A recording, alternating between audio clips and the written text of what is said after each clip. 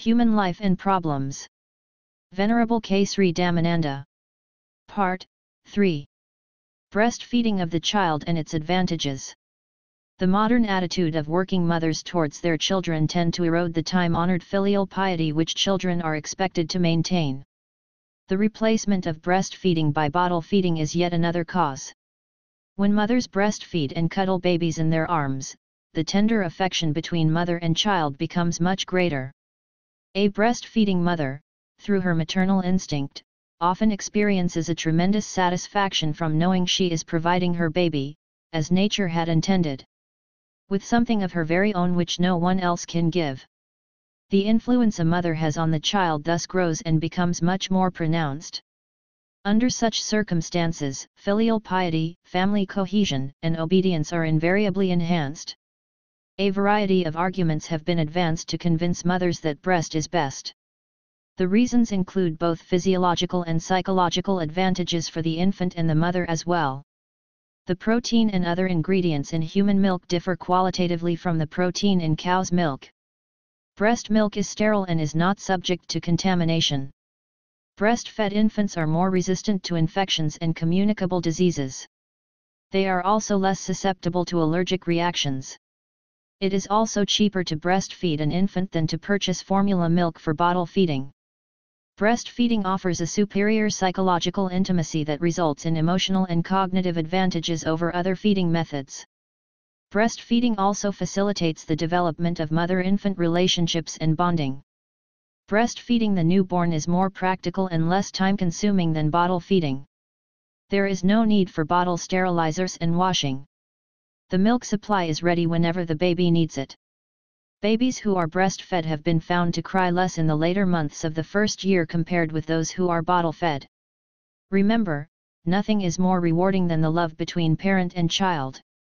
Making time for your baby is definitely worth it. During the early days following birth, breastfeeding provides the baby with the benefits of colostrum. Colostrum is the pre-milk substance secreted by the breasts until milk is produced, usually about the second or third postpartum day. Colostrum is rich in all of the baby's essential needs. Breast milk provides all the nutrition and vitamins the baby needs for at least the first 6 months after birth. Breast milk contains immunology factors that help prevent a host of diseases and allergies. Except in extreme circumstances, as in the case of mothers who suffer from AIDS and who can transmit the sickness to their babies, there is no real substitute for mother's milk. Also, physical contact with the mother evidently adds to the satisfaction of feeding. Authorities in various fields of child development have insisted that the breast is the only satisfactory way of feeding an infant. Breastfeeding is recommended as many physicians believe it offers an advantage to the baby, physiologically as well as emotionally.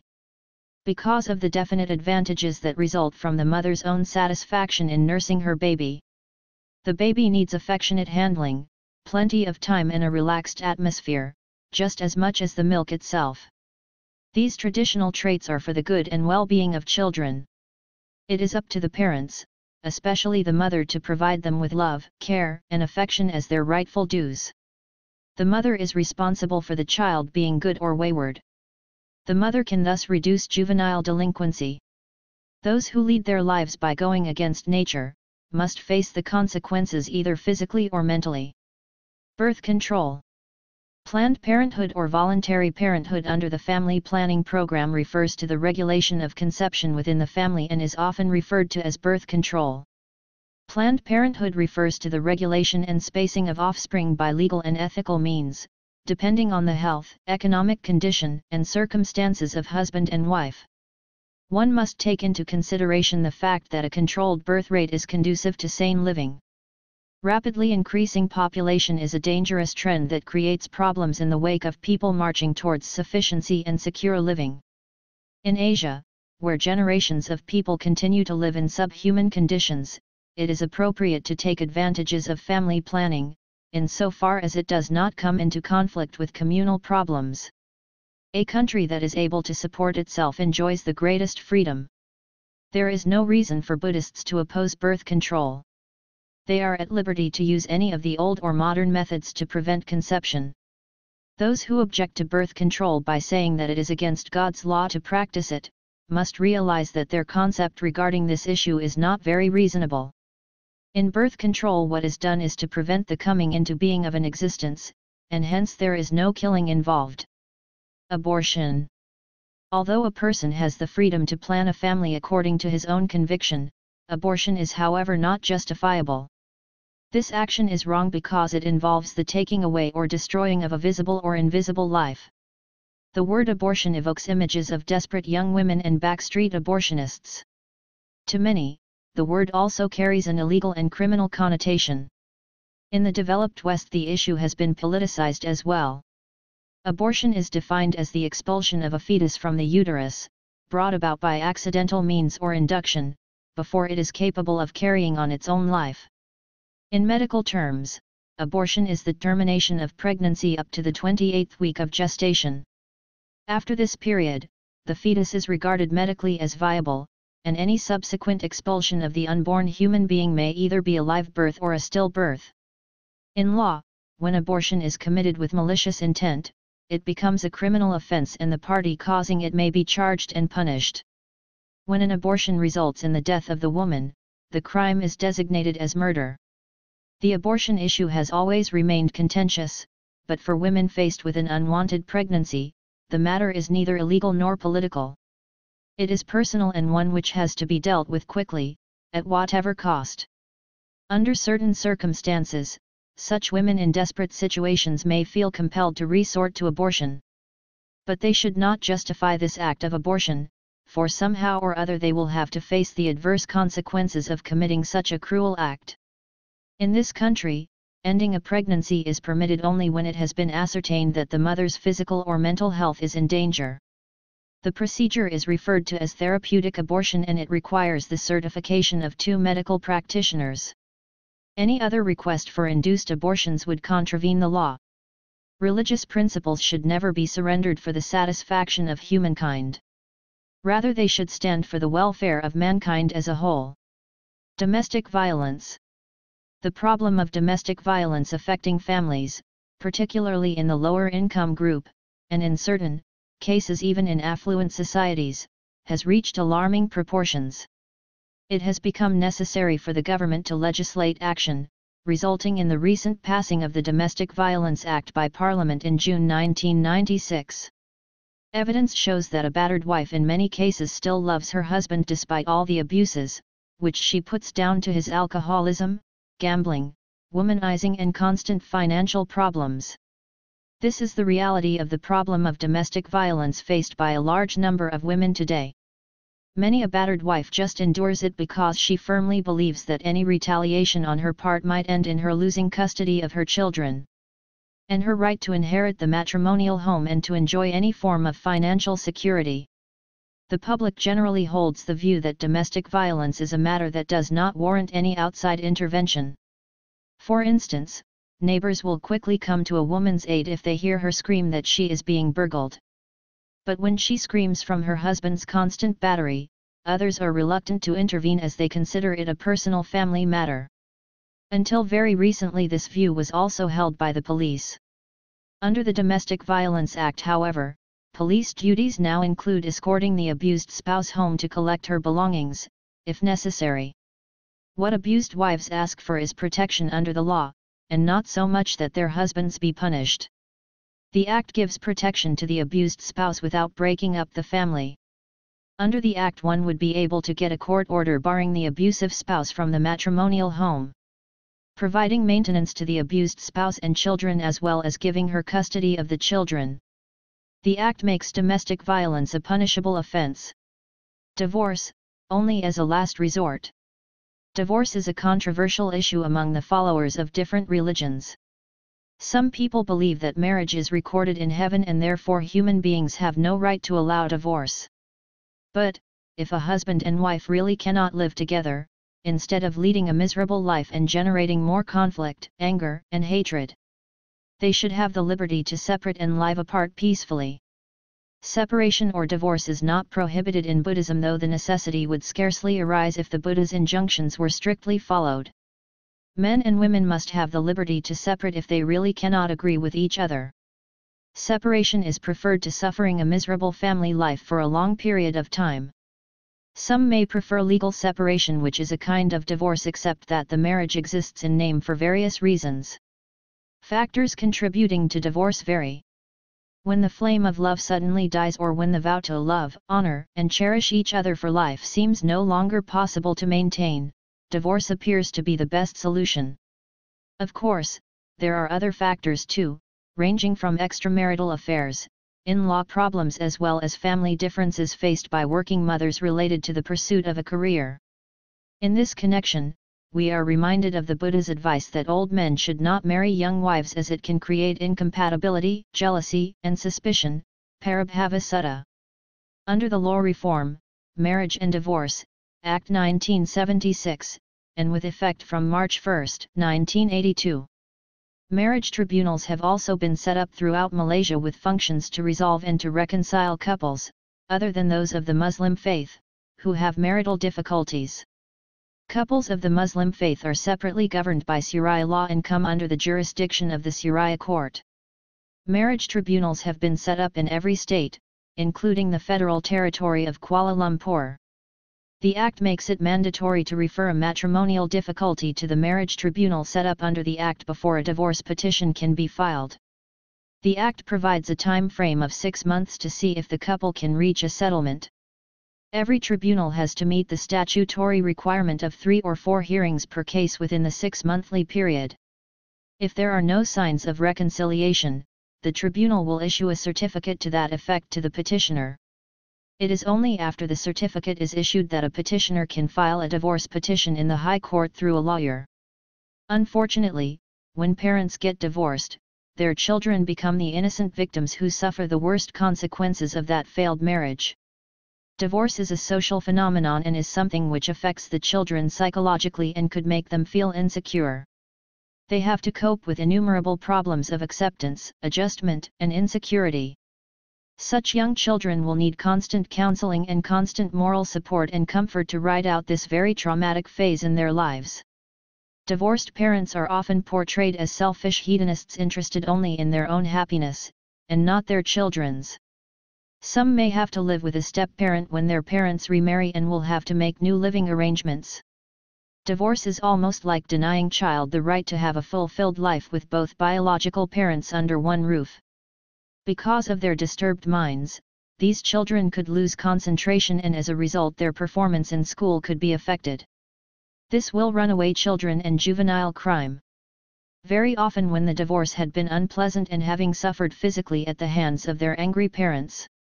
Children grow up being afraid of entering into marriage themselves in later life because they view it as threatening their safety and holding little hope for happiness.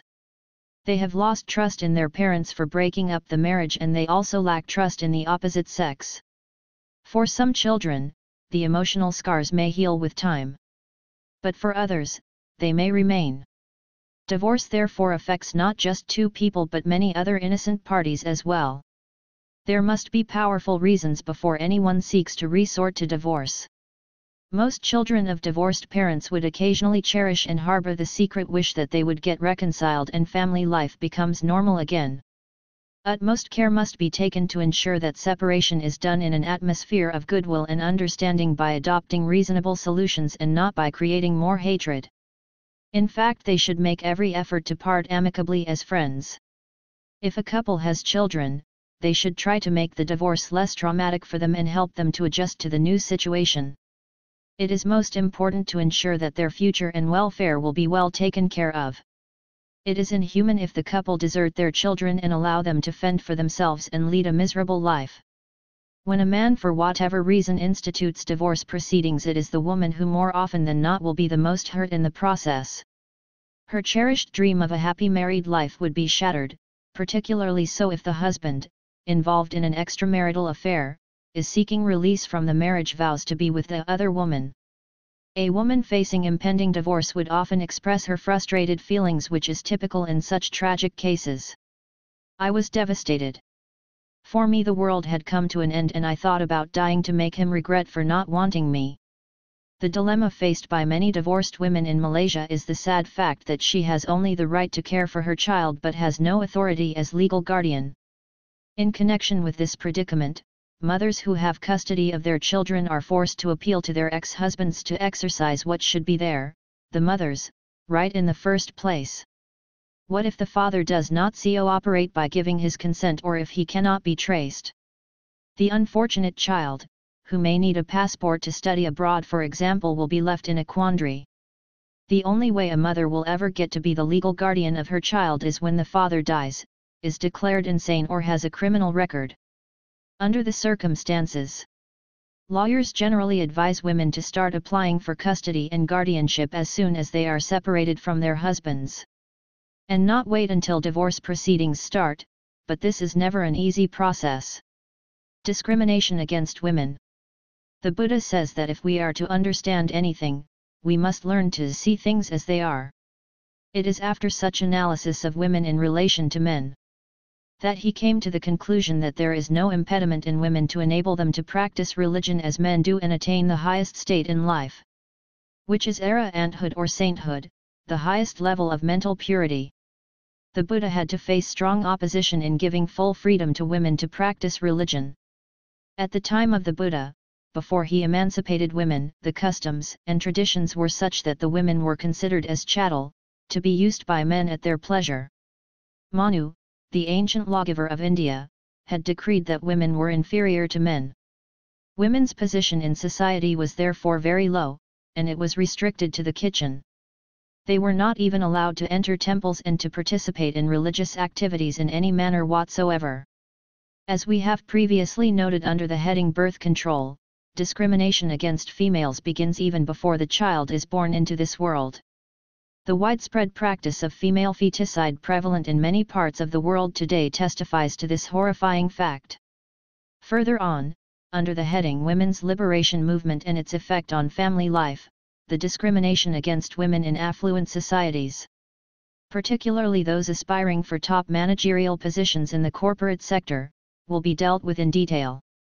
In developing and underdeveloped countries, however, the situation can only be described as being far worse and more deplorable, as the following accounts will reveal. In India's ritualistic, male-dominated society, widowhood is a terrible fate for a woman. There are numerous cases of widows, some still in their 20s, who were cast away from their families and shunned by society after their husband died. Among superstitious families, a widow often is blamed by her in-laws for her husband's death and is even ostracized. There are few options left for widows. Hindus frown on remarriage for women, although there are no such barriers for men. Until modern times, widows were expected to jump onto the funeral pyre of their husbands according to a tradition known as sati. Although the practice was outlawed by the British several decades ago, the last known case occurred as recently as 1996. Most women in India have little to look forward to when they become widows. One typical tragic example could be cited of a widow who underwent child marriage, which is another custom prevalent in rural India. She laments, "I was married off when I was only 5 years old. My husband, whom I never saw, was 13 and he died 1 month after the wedding. I am now a widow." According to the World Bank, 65% of Indian women older than 60 are widows. That figure rises to 80% women older than 70. The All India Democratic Women's Association reports that in India, where a woman's identity is determined by her being an appendage to a male, widowhood has much larger implications than just losing a husband. The situation is no better even in some other neighbouring countries. For a long time, families regarded daughters as inferior to sons and treated them accordingly. A girl is generally seen as suitable only for household chores. She lives through a series of social practices which generate, breed and reinforce discrimination against her. She becomes an economic burden and a moral liability. Yet, she is expected to raise healthy, hard-working, and educated children and be a good mother. Many little boys grow up thinking their sisters are inferior, having seen them treated less well than themselves. These beliefs are reinforced by many members of the society, including women themselves. Perhaps the single biggest issue is the lack of support and the restrictions girls face if they want to do something with their lives beyond the traditional roles assigned to them as domestic help, babysitters for younger siblings, cooks and cleaners. In effect, girls are under lifelong training to be good wives when they grow up. As a 16-year-old girl from Rawalpindi points out, our society does not treat girls well. People here do not educate their girls because to them girls are not theirs. Girls are seen as belonging to their future in-laws' families, and any investment in their future is futile. They go to their husbands' homes at a young age, usually anywhere from 13. The rest of their lives is spent looking after in-laws and bearing and bringing up children to prolong and strengthen their husband's family line. We need to eradicate this type of thinking and make education compulsory and free so that it does not become an issue, she says. Girls should also be able to have jobs, working in places where no one disapproves and preferably with other girls so parents can't object. I have always regretted that I was born a girl. Sometimes when I was not allowed to do something I would go to my room, cry, and pray to God to make me a boy. The Girl Child Project in such countries is slowly changing all this by developing a core of young girls to act as catalysts in creating local awareness of the problems of girls and the discrimination they face. The issue of education crops up almost invariably. Many girls have had to fight for their right to education. Some were helped in this fight by their untutored mothers who believed that their own lives would have been better if they had had some schooling. In many societies, a woman's place is in the home. A married woman owes her first allegiance to her duties as wife and mother. There is no such thing as women's lib. Even in some progressive societies, women are humiliated. For example, in public places, they are required not only to sit apart from the men, but out of their view, that is, behind them. When women are placed at the back of a room or hall, it acts as a subtle indication that their expected role is behind and not together with that of the men. Some people believe that women are prone to evil.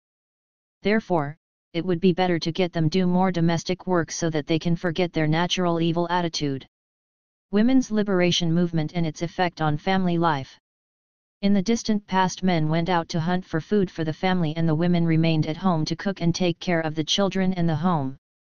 Hence the origin of the popular phrase, "A woman's place is in the home." In the old days, women were quite content being homemakers. They did not go out to work or pursue a career. The stereotype of womanhood, a life that revolves around children and kitchen, has eroded over the past several decades, as more and more women have pursued careers.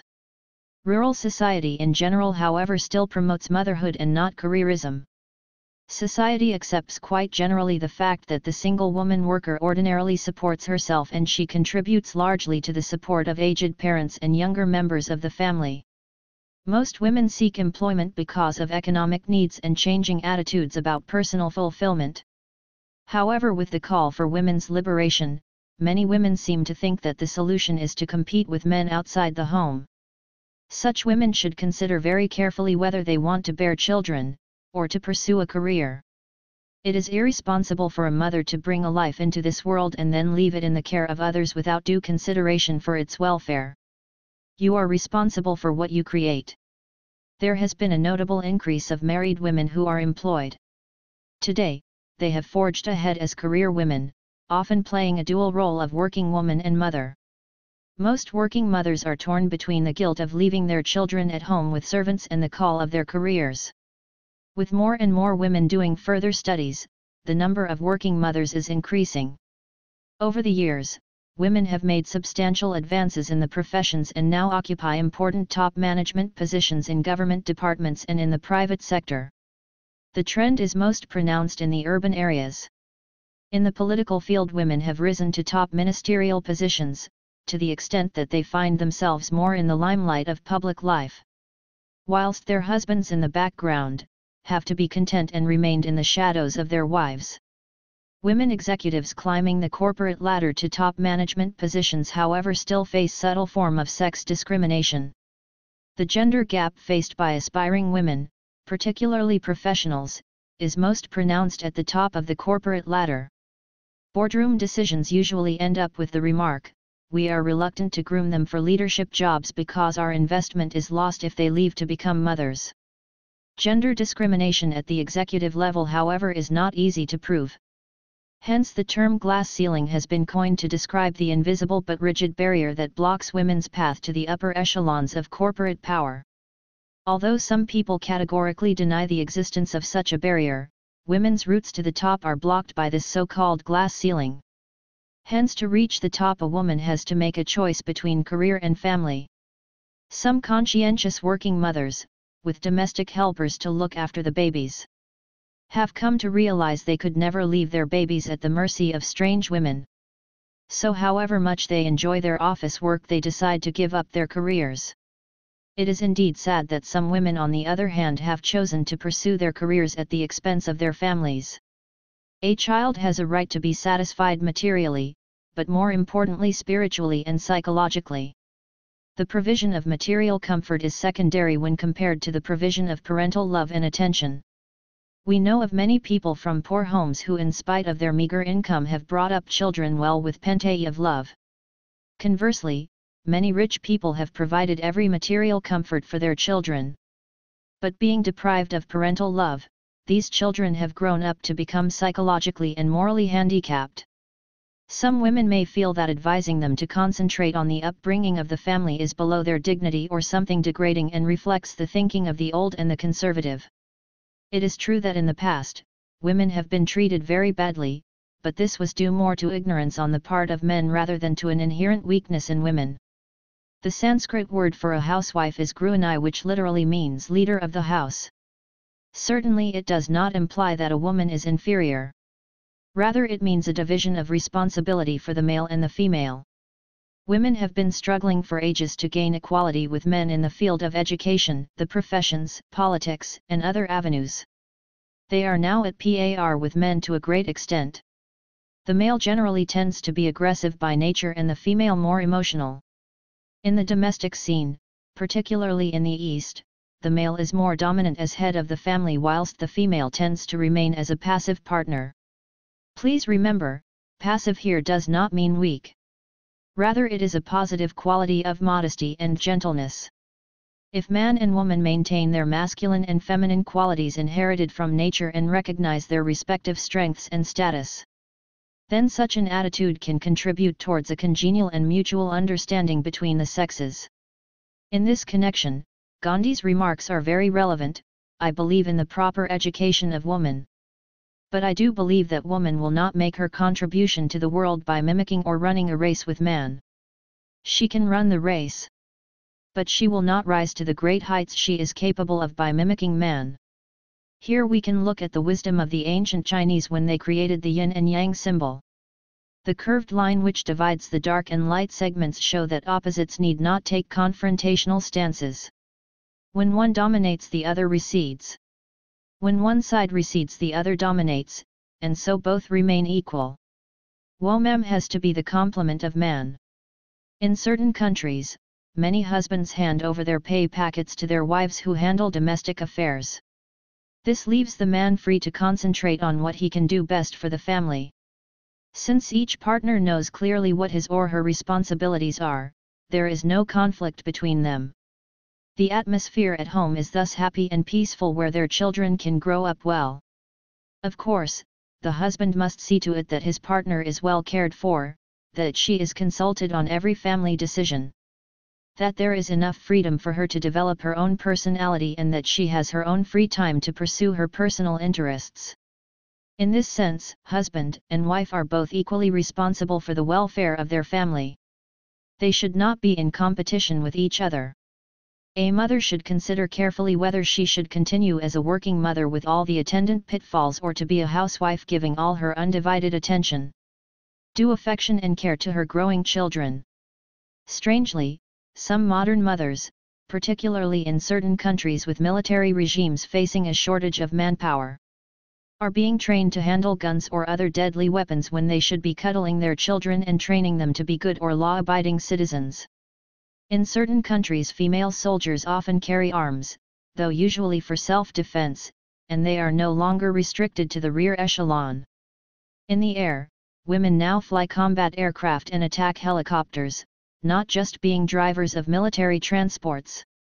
But at home they still display their gentleness and caring natures, especially with to children.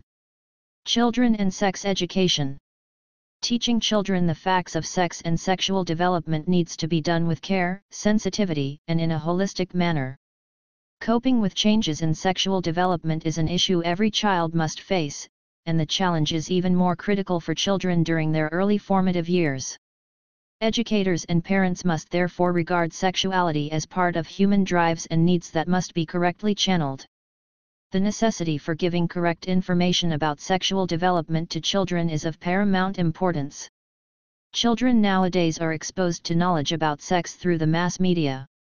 Often with gory details, books, through the internet and also from their peers, and if they are not taught to differentiate between what is appropriate and what is not, they might end up exhibiting inappropriate behavior. No parents will ever want their children to obtain information on sexual development from the gutter. Parents can impart knowledge of sex to their children, but such information needs to be tailored to the child's level of understanding, in this case, the mental age, which may not correspond to the child's chronological age. Children are very innocent and can easily be victims of sexual abuse in the hands of unscrupulous adults.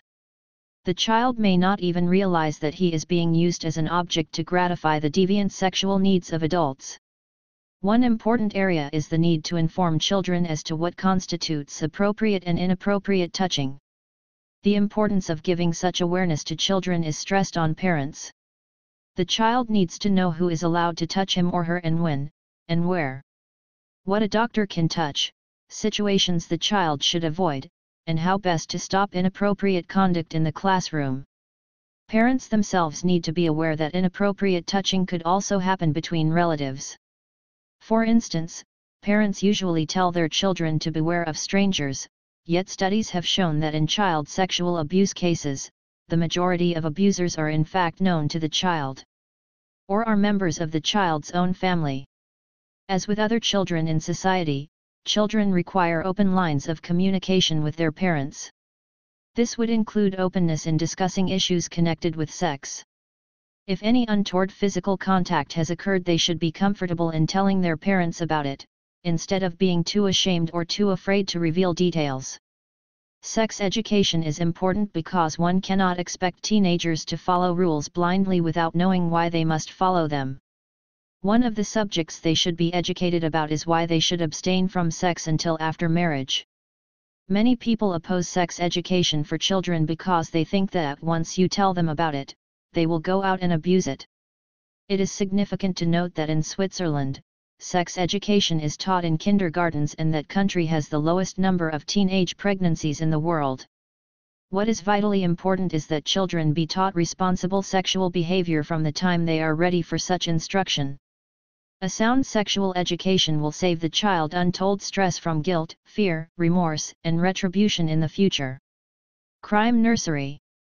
The most fertile grounds for nurturing crimes are families. In spite of all the measures taken to decrease crime rates, violent crimes are increasing in many families in modern, technologically advanced societies.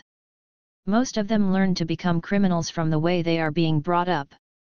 In some countries, while adult crime rates have fallen somewhat, crimes committed by youths continue to rise. We learn from the mass media that many children take guns to their schools. Sometimes we hear that very young children, even below the age of 5, have shot their siblings or parents.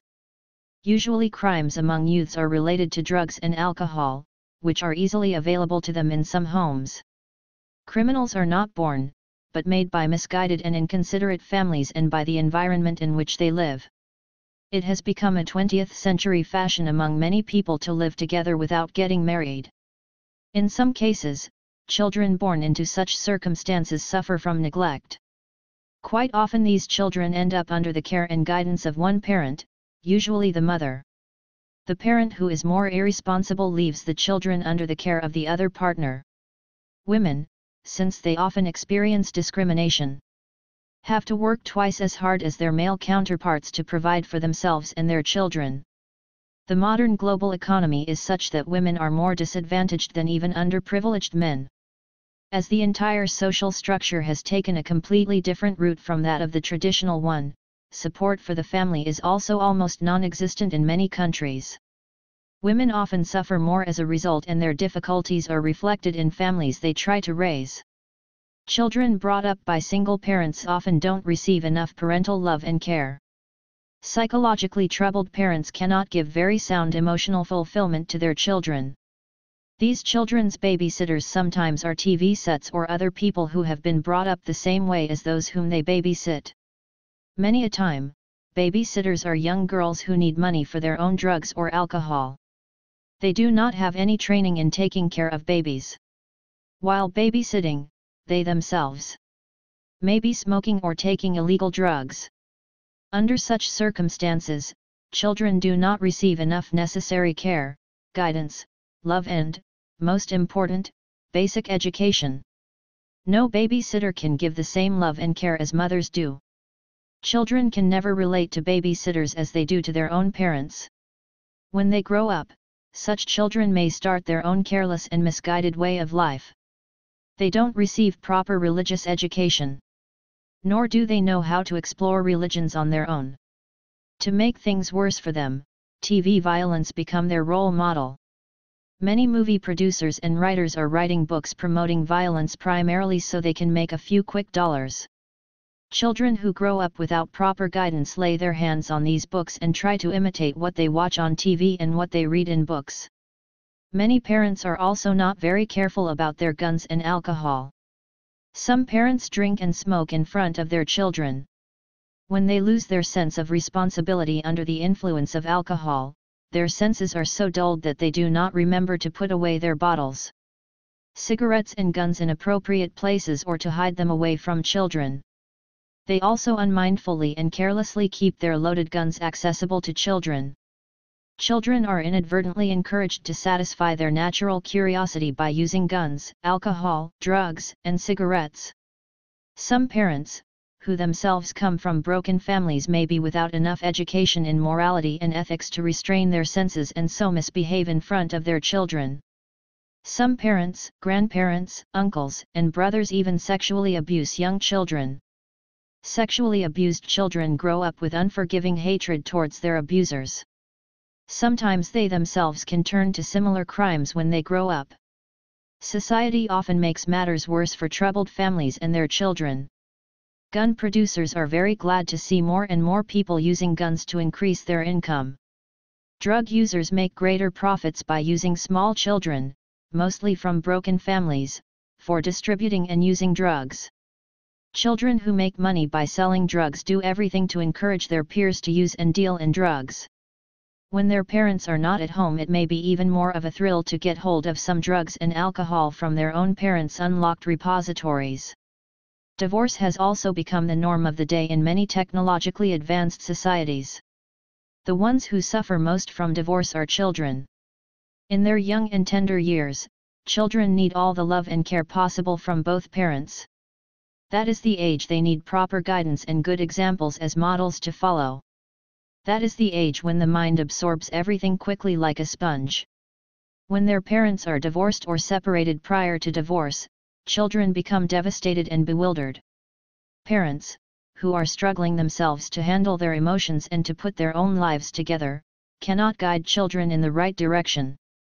Nor can they pay all the necessary attention to children for their healthy growth. If totally neglected by parents, children seek solutions to their problems from friends, many of whom themselves come from broken families. None of them can truly help each other. Even in homes untroubled by divorce, children may not see enough of their parents. Parents are extremely busy these days making money to provide comfortable lives for themselves and their children. Quite often they are not home because they have more than one job, to make more money. Some are not home because they have to make numerous business-related trips out of town. Some parents who may not be traveling are instead overly engaged in their work at the office. Some are such workaholics they cannot spend a minute in their waking life without doing something related to their jobs.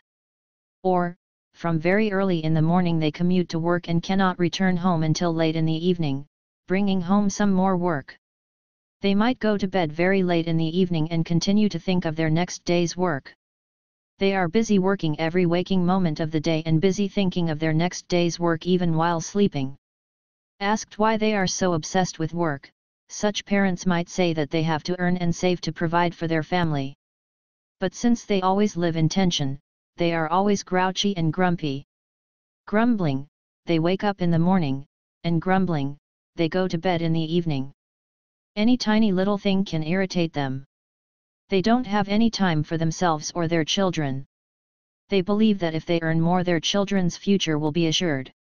But no matter how much they earn, it is not enough.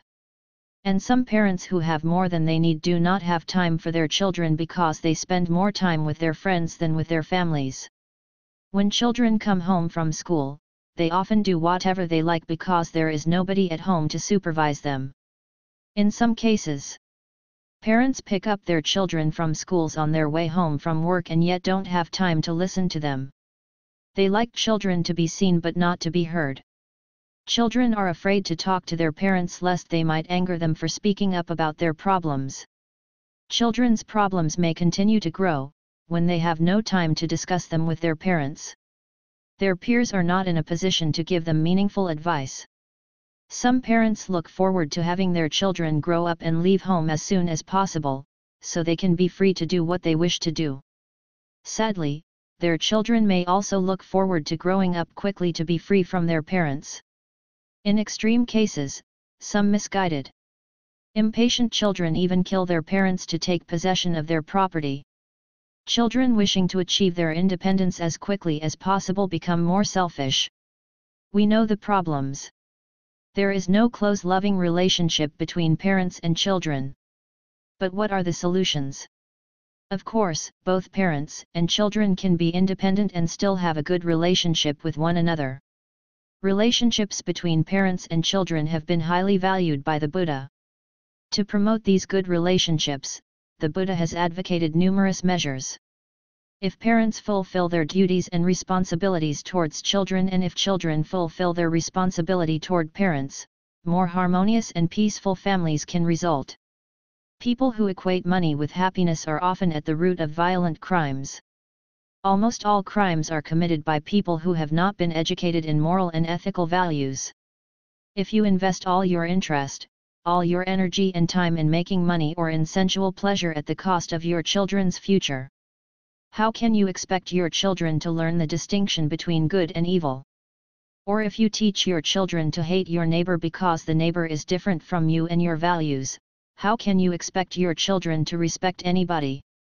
Or if you teach your children to hate others who follow a religion different from yours, how can you expect your children not to be violent?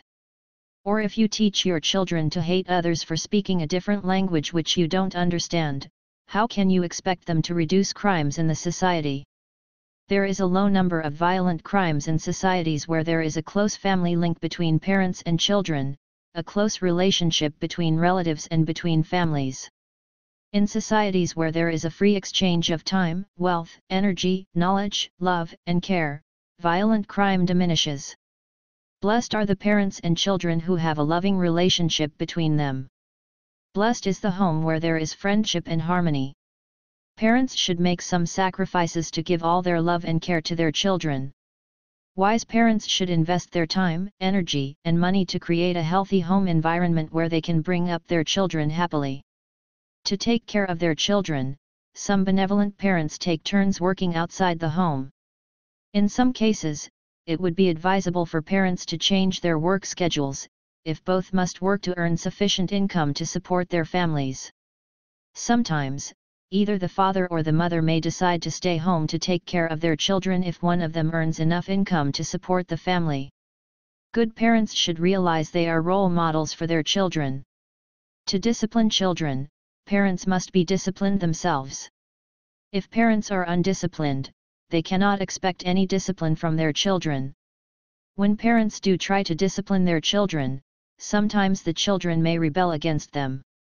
They might even say they hate their parents. Nevertheless, good parents should not be afraid of children's comments such as these. When children grow up, they will realize their parents disciplined them for their own benefit. Sometimes, children may have an important topic, related to anxious feelings or learning problems or peer problems, and may wish to discuss them with their parents. Then, parents must listen to them mindfully, patiently, and compassionately. During the discussion, if children use abusive language, parents should reprimand them immediately, then allow them to continue the discussion. If they show emotion, parents should not play a codependent role and also become emotional, but listen mindfully, hoping to help them. In other words, when children are angry, parents should listen to them mindfully and patiently without themselves getting angry, so they can be effective in helping children. Parents and children should have open and friendly discussions regularly. Parents should admit their mistakes and apologize to children. If parents shout, curse or throw their own temper tantrum, they should apologize to children either immediately or later on and explain the reason why they behaved that way. They should determine not to repeat that kind of behavior in front of children. Children also should be encouraged to admit their mistakes and apologize to parents. Parents should appreciate the good things children do and acknowledge any improvement they have made. Reward and punishment works with everybody. If there are several children in a family, parents should be equally fair to all of them. In dealing with family problems, parents always should exercise caution to do justice to all of the children. If they should praise one child more than others in front of everybody, their siblings may become jealous of the one that was praised. When parents are full of loving kindness and compassion, solving any family problem is easy. Parents should treat children with honor and dignity, as wonderful human beings who are going to take the world's responsibility into their hands one day. Whenever children do something good, parents should not forget to appreciate and reward them, at least in words. When children do something unethical, immoral, and harmful, parents should immediately reprimand them and talk to them directly. Parents should know when to reprimand them in private and when to reprimand them at a family meeting, in front of everybody. Also, neither the father nor mother should criticize each other in front of children. They should have their own private meeting to discuss problems. Parents should choose the right words, right attitude, right moment, and right place to tell the right things to children. In every situation, parents should make sure that they really and sincerely love their children. They must assure their children that they honestly love them. If you humiliate children in front of everybody, children may do many wrong things secretly. They will also learn to be hypocritical. Parents must be very honest with children. If parents are dishonest, children lose respect for them. You as parents cannot demand respect if you don't deserve it. You should learn to earn it by your own behavior and attitude towards children. And don't expect to be their teacher all the time. Children, too, can be very good teachers to parents. One of the best things parents can do to establish and maintain a friendly and loving relationship with children is to spend some time practicing loving kindness and meditation. They should make it a habit to encourage children to join them a few minutes every day practicing meditation. In many good Buddhist families, parents and children spend a few minutes reciting some religious verses. They have little home shrines where they gather every day at least for a few minutes. Ven Dr. Hane Pola Gunaratana, USA. Juvenile delinquency.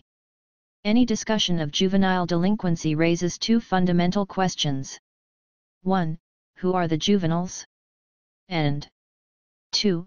What constitutes delinquency? In answer to the first question, the most common criterion employed is chronological age. The vast majority of the laws dealing with juvenile delinquency throughout the world provide an age limit beyond which special procedures and measures meant for juveniles are inapplicable. The age limit applicable to juveniles in Malaysia will be dealt with later in subsequent paragraphs. The second question as to what constitutes delinquency is more difficult to answer.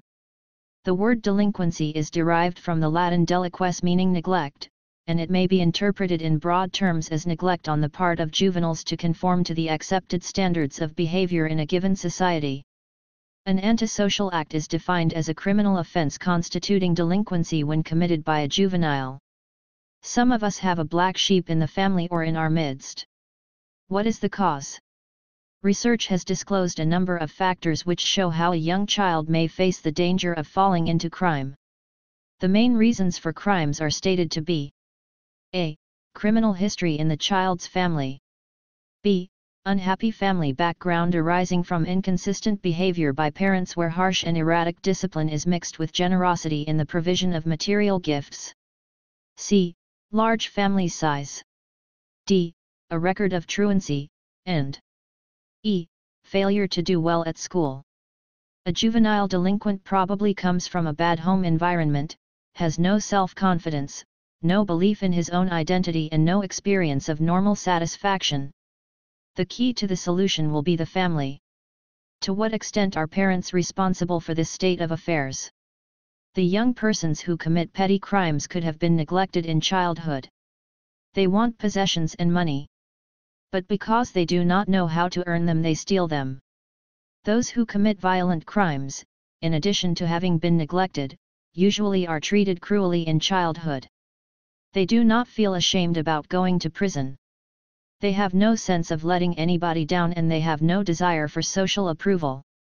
Divorced parents often create serious emotional problems for children. They are deprived of family traditions which could have helped them to behave with correctness and decorum. There is no way to make children do anything once they become truly defiant. Punishment and reward have their limitations. When do we start controlling or motivating our children? Psychologists maintain that it is in the first couple of years of life that the largest part of this process takes place, during which period parental love arouses the corresponding love in children. This period is vital to guide the child as he grows up to be a responsible or an antisocial person. In these modern times, many 6 to 7-year-old children are no longer the little darlings we admired and caressed, but are often defiant little brats. Parents are largely responsible for such behavior. We should nurture habits of serious critical thought in our children, teaching them to measure actions against consequences. At this stage of development of children, the school has an equal responsibility with parents. Some children are afraid to go to school for fear of being bullied or teased, or of being too self-conscious of their appearance, or worried about doing badly in their schoolwork, or have fear of teachers. In the light of such experiences, an attempt to make the lives of children from 5 to 6 years more secure is appropriate. Recent reports on juvenile delinquency released by the Welfare Services Department show a sharp increase in the number of criminal cases. 300% since 1962, committed by those below 18. This is indeed saddening, seeing how much effort has gone into programs and projects to propagate and foster a caring society. Over 4,000 juvenile delinquents were arrested in 1995, compared to about 1,000 less in the previous year. Most of the youths caught were those who had difficulties in school. Indiscipline among students has reached an alarming stage.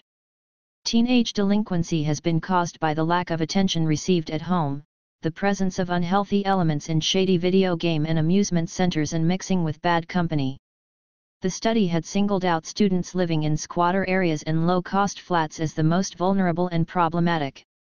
Datuk Seri Dr. Mahathir Mohamad, the Prime Minister of Malaysia, said that if the government closed down certain centers where people encourage young person to get into some immoral practices, they may do the same thing secretly.